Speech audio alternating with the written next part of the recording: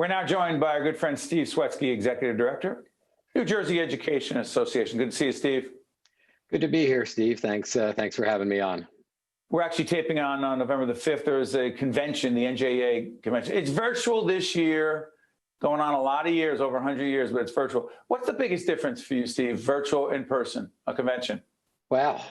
So, I mean, just being able to be with people, talk to people, bump into them. This morning I did, we did our, opening, and we have a virtual Main Street, which you've been to the convention before, so you know that we have a, an area where, members kind of join together for the organization. And so I took a walk down the virtual Main Street, and it was amazing. I bumped into rooms. There were members in there. They were conversing and engaging, and those weren't even the workshop rooms. The workshop rooms are all happening, on our virtual third and fourth floors of the center. These were just our places where our members gather. And so, while it's different, it's an opportunity, right? And one thing we're seeing lots of members participating in our events, not just convention, but throughout the year now, who really haven't had the opportunity before. Being able to access things and participate virtually is becoming second nature to everyone. Steve, last year when we were in Atlantic City for the convention, interviewed you and your colleagues, a big theme around racial justice, right? Racial social justice. The themes this year of the convention is social justice, education justice equals student success. Give us a concrete example, Steve, of what we mean by social justice, education justice, or injustice. Put it out there. Well, I think we're seeing that right now throughout New Jersey. As schools are in 600 different versions of instruction, some with students in classrooms, some completely remote, some in hybrid models. And the virtual aspect of this is really exposing even more than we've talked about before, kind of the haves and the have-nots of who has access, who has the tools, right? Who has a place in their house to go to school. And so it's I think really exposing a whole new part of public education in ways that right now, everybody's pedaling really quick just to keep up and do what they need to do. When this all clears, I think we really should sit down for a conversation about how all of this connects and how public education is the connector. Steve, here's my question, whether it's State of Affairs or Think Tank or two public policy programs, I keep asking myself, from a public policy point of view, right? What do you believe, quote, education justice should look like? A, and B, are those policy decisions that have to be made? Go ahead.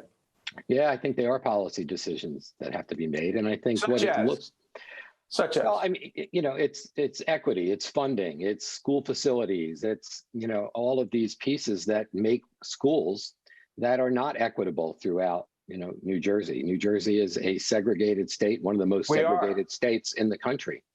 And so while we have the top ranked school system, public school system in the country, if you dig a little deeper in there, you find, again, a lot of places where there are haves and there are have-nots. And those are the things that we should talk about. And it's got to be policy. I mean, that's where you bring everybody together on those policy issues.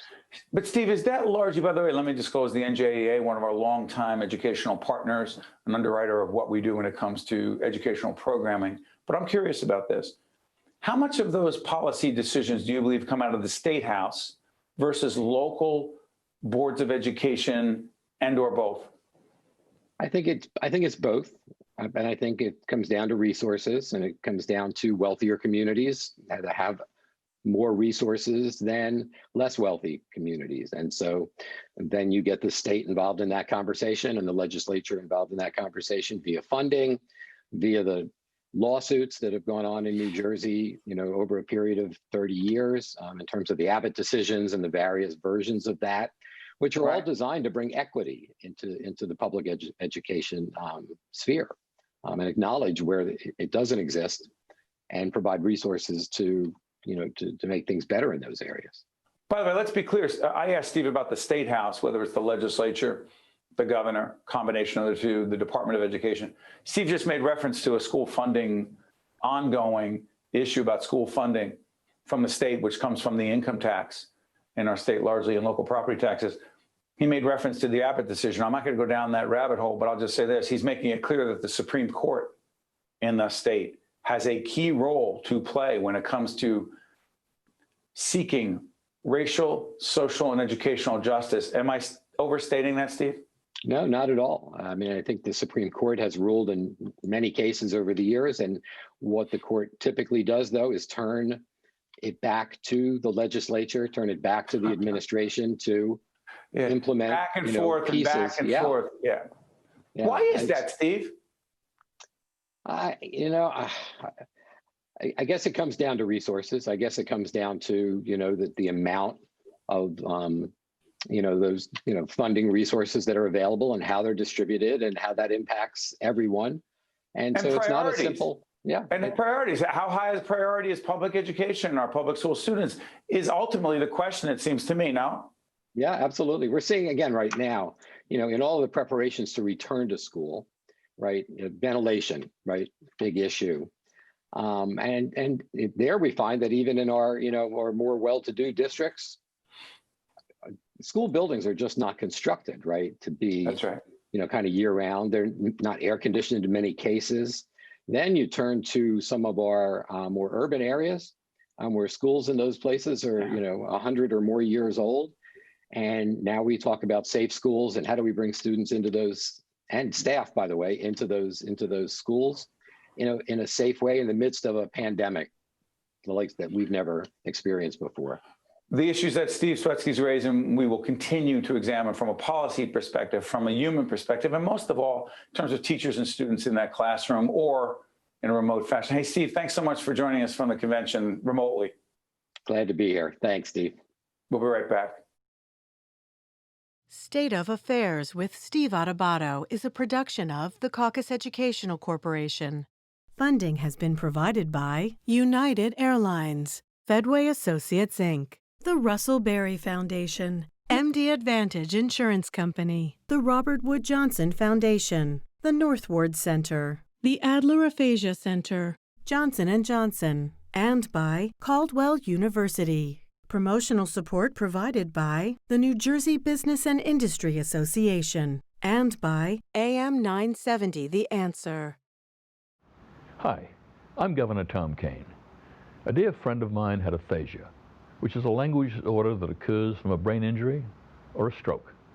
It robs a person's ability to communicate, but it doesn't affect their intellect. Programs and services offered at the Adler Aphasia Center help to improve my friend's communication skills, as well as her self-confidence and quality of life. Most importantly, she was among people who understood her. If you or a loved one has been diagnosed with aphasia, there is hope.